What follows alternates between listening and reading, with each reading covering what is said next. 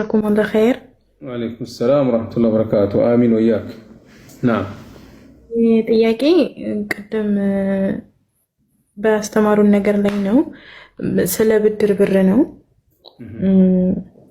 ጓደኛዬ አብሬያት የምኖረው የስደት ጓደኛ የነበረችና ብዙ መጥፎም ጊዜም ጥሩም ጊዜ አንድ ላይ ያሳልፈናል። መተማመንም አለ በመካከላችን።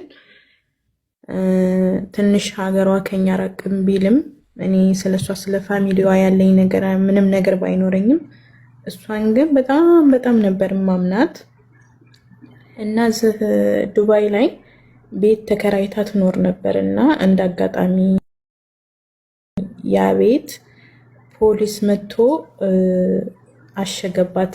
ምክንያቱም አንድ ክላስ ውስጥ ብዙ ሴት ሰብስቦ መኖር ሲጠቆም እንደዚህ ህጉ ክልክል ነውና እዛ ሀገር ታሸገባት።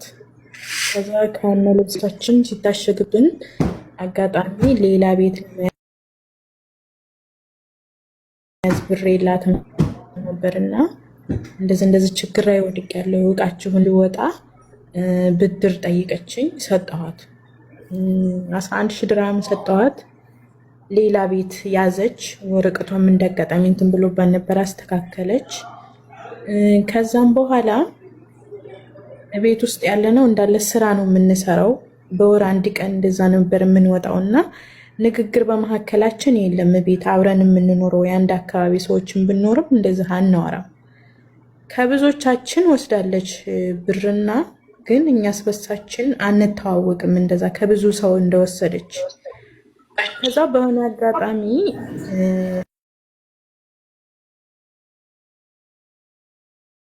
ጊዜ ስጭኝ፣ አሁን ያለሁበትን ሁኔታ ታውቂያለሽ እና ስራም ቀንሶብኛል፣ ጊዜ ስጭኝ እሰጥሻለሁ አለችኝ። ኦኬ ያልኩኝ ጊዜ ሰጠኋት። ከዛ እንደ አጋጣሚ ከሷ ርቄ እኔ ሌላ ቦታ ስራ ገባሁኝ።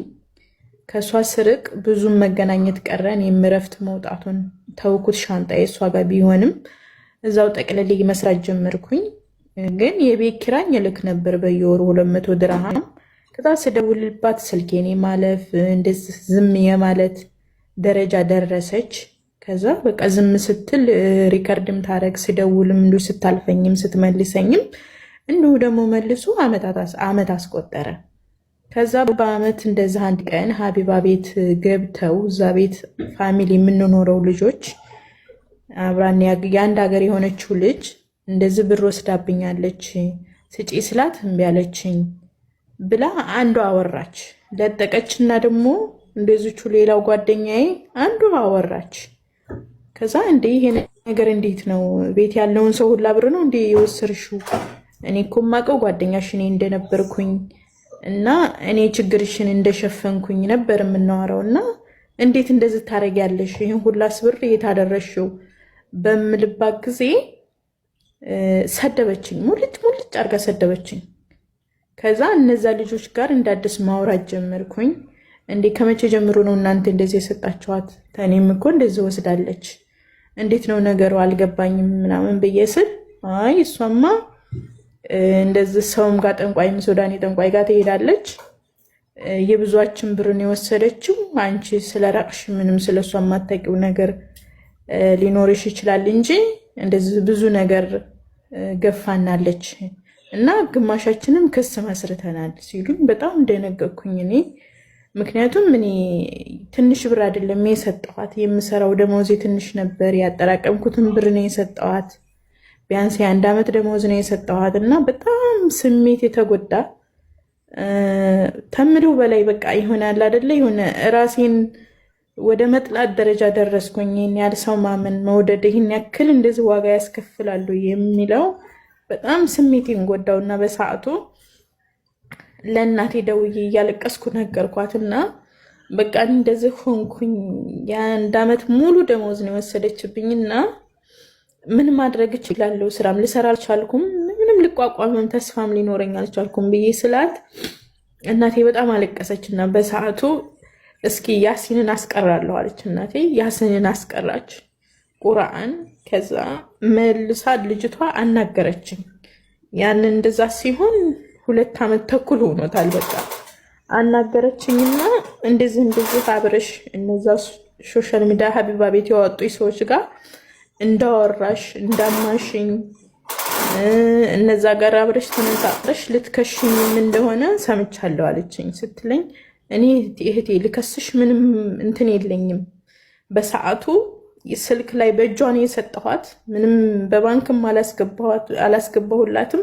ምንም ምስክር የለኝም ከኔና ካላህ ውጭና ምንም ልከስሽ አልችልም። የተነጋገርነው ንግግር አለ፣ የተጣጣፍነው አለ። ግን ይሄ ነገር ምንም አያመጣልሽም ስላሉኝ ትቼዋለሁኝ እና እኔ የምጠይቅሽ አንቺንና አላህን ነው። ከሰጠሽ አላህን ከፈራሽ ስጭኝ፣ ካልሰጠሽ ደግሞ እኔ አይኔን በጣም ያመኝ ነበር፣ ኦፕሬሽን ሞኝ ነበር እና እንደዛ አይኔን ታመሜ ሰርቼ የሰጣሁሽ ብር ለአንቺ ሰዓት ነው የሚሆንብሽ እና እባክሽ ስጭኝ አልኳት።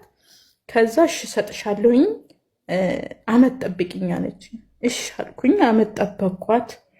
ልክ አመቱ ሲመጣ ሪከርድ አደረኩላት። ሳረግላት እንደዚሁ ያየ ዝም አለች።